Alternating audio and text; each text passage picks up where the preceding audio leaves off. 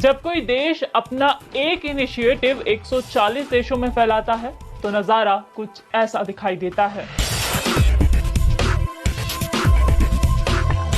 ये देश है चाइना और इनिशिएटिव है belt and road project. China's Belt and Road Initiative. China's One Belt One Road Initiative. आज मंडे मेगा स्टोरी में बात दुनिया को मुट्ठी में कर्ज देकर गुलाम बनाने वाले चीन के मास्टर प्लान की। करीब 2200 साल पहले चीन में हन राजवंश का शासन था। तब यहाँ चीन में कीमती रेशम यानी कि सिल्क खूब तैयार होता। इसे उत्तरी छोर से पश्चिम की ओर भेजा जाता। इसी रूट को सिल्क रूट कहा गया, जिसे धीरे धीरे इस रूट में समुद्र के रास्ते भी शामिल हुए। लेकिन 10वीं शताब्दी के बाद सिल्क रूट का इस्तेमाल कम हो गया। 1976 में माओ जेडोंग की मौत के बाद चीन की सत्ता पर डैंग याओपिंग काबिज हुए। उन्होंने कई दशकों से घिसटती चीन की इकोनॉमी को डेवलप करना शुरू किया। 21वीं सदी में चीन की रफ्तार ने सभी को हैरान कर दिया और ये देश सुपर पावर बनकर उभरा। 2013 में शी जिनपिंग ने सत्ता संभाली और दुनिया पर वर्चस्व जमाने के लिए एक मास्टर प्लान बनाया। यही चीन का बेल्ट एंड रोड इनिशिएटिव यानी BRI है, जिसे नया सिल्क रूट भी कहा जाता है।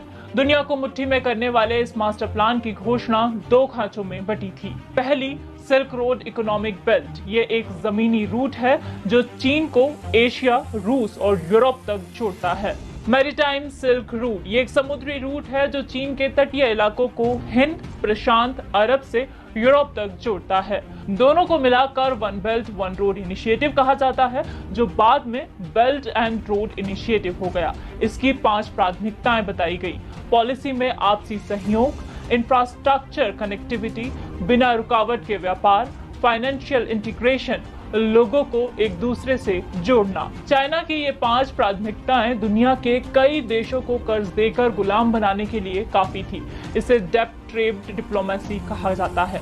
अब जानते हैं कि चाइना ये सब कैसे करता है। इस इनिशिएटिव में शामिल देशों को चीन सस्ती दर पर लोन देता है। कई विकासशील देशों ने क्षमता से ज्यादा लोन ले लिया, जिसे वो वापस नहीं कर पा रहे हैं, जिसके चलते अब चाइना देशों से अपनी शर्तें मनवा रहा है और उनके प्रोजेक्ट्स पर कब्जा जमा रहा है। दुनिया के 140 देश इस इनिशिएटिव का हिस्सा हैं। चीन $350 बिलियन का कर्ज दे चुका है।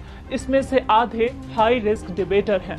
Pakistan, Sri Lanka, Maldives, Laos, Mongolia, Montenegro, Tajikistan और किर्गिस्तान जैसे देश चीन के जाल में पूरी तरह फंस चुके हैं।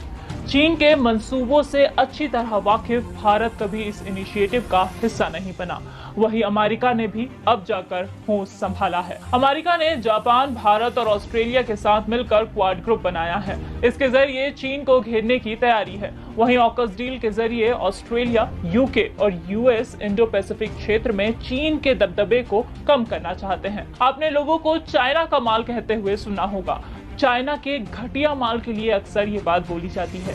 ठीक ऐसा ही बेल्ट एंड रोड इनिशिएटिव के साथ भी हो रहा है। चीनी कंपनियां महंगी दर पर घटिया काम करती हैं। इससे प्रोजेक्ट्स रद्द होते हैं और राजनीतिक अनबन बढ़ती है। जैसे कि 2018 में मलेशिया के प्रधानमंत्री बने महातीर बिन मोहम्मद ने भी किया। उन्होंने महंगे और घटिया काम होने का आरोप लगाते हुए $22 बिलियन की डील रद्द कर दी। घाना और केन्या ने भी डील्स रद्द की हैं। वहीं कांगो जैसे देश भी इस बारे में सोच रहे हैं। तो ये थी दुनिया को मुट्ठी में करने के लिए चीन के बनाए मास्टर प्लान की मंजूरी।